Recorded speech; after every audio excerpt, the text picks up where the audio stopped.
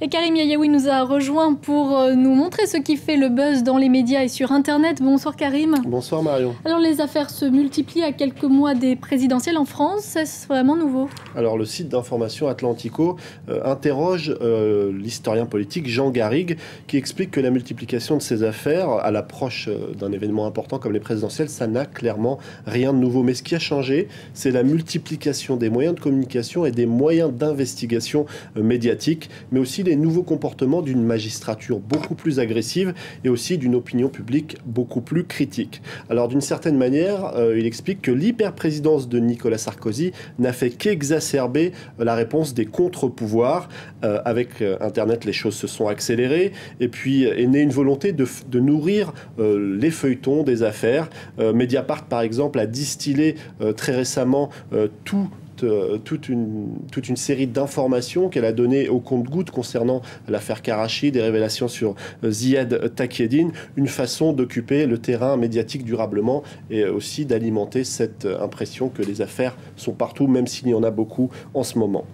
Alors, cette présidentielle, on en parle beaucoup en ce moment en France et il y a un candidat inconnu qui commence à faire le buzz. Exactement, on va découvrir deux petits films qu'on peut visionner sur Internet, notamment sur YouTube et Dailymotion. Alors, ce candidat, les médias l'appellent Monsieur X. Depuis quelques jours, des vidéos de 10 secondes sont postées sur le net avec un compte à rebours. Des vidéos très courtes pour donner rendez-vous aux internautes mercredi prochain.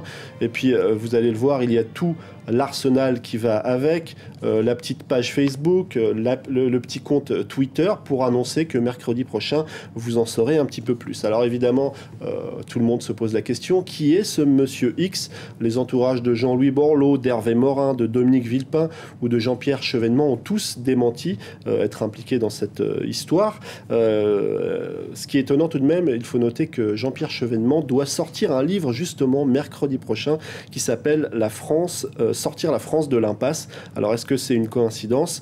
On sait tout de même que cette campagne a été réalisée par une agence de pub célèbre qui s'appelle EuroRSCG pour ne pas la citer, ce qui semble indiquer que ce peut-être futur candidat ou candidate a tout de même certains moyens. Et la technique du teaser, justement, est très utilisée en pub. Exactement, c'est une technique de base dans la publicité et même dans la communication politique. Ce n'est pas quelque chose de vraiment nouveau. C'est ce qu'explique le site de l'Express, qui lui aussi s'interroge sur l'identité de ce candidat mystère qui sévit en ligne. Ce n'est pas vraiment nouveau et l'Express rappelle que, je vais vous montrer une de l'Express qui ne date pas d'hier, qui date de 1963, Monsieur X contre De Gaulle. Déjà à l'époque, cette technique de communication avait déjà été utilisée par un certain, vous allez le découvrir puisqu'après on l'a su, c'était Gaston Defferre qui voulait défier le général de Gaulle et qui finalement a jeté l'éponge. Mais aujourd'hui, qui est ce nouveau Monsieur X? On se demande évidemment sur Internet. Vous avez une idée, vous? Est-ce que ça pourrait être Alain Juppé? Ça pourrait peut-être être Alain Juppé. Moi, j'aurais plutôt pensé à Jean-Louis Borloo, mais en tout cas, les spéculations vont bon train, comme vous le disiez, concernant Alain Juppé, à cause de cette petite phrase. Le Monde en parle cet après-midi, cette petite phrase d'Alain Juppé qu'il a donnée hier du côté de France Télévisions, où il expliquait qu'évidemment, il soutient Nicolas Sarkozy, mais que les choses peuvent changer parce qu'il y a toujours des surprises en politique. Et il y a un petit élément troublant sur sa page Twitter. Aujourd'hui, il a posté un petit message où il dit « Attaché à entretenir le lien avec vous depuis 2004 sur mon blog, suivez-moi sur Facebook, Alain Juppé, et Twitter, @Alain Juppé ». Alors c'est étonnant le timing de ce petit message qui invite tout le monde à suivre Alain Juppé.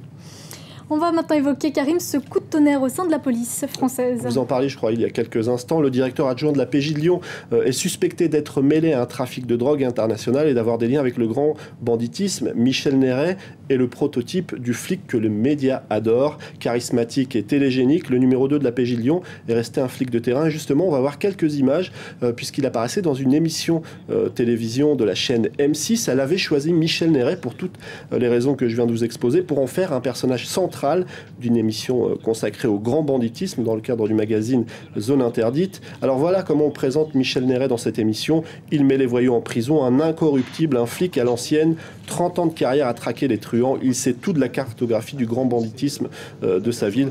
Voilà donc un personnage comme les médias l'aiment.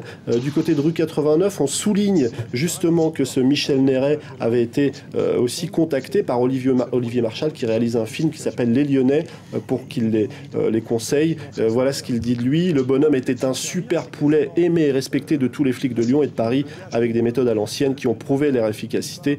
Et pour la petite histoire, Michel Néret, c'est lui qui conclut ce reportage de M6 dont on vient de voir un extrait. Il conclut le commentaire de ce reportage: pas d'état d'âme pour Michel Néret, plus que jamais, à chacun son camp, le banditisme d'un côté, de l'autre la loi et l'ordre.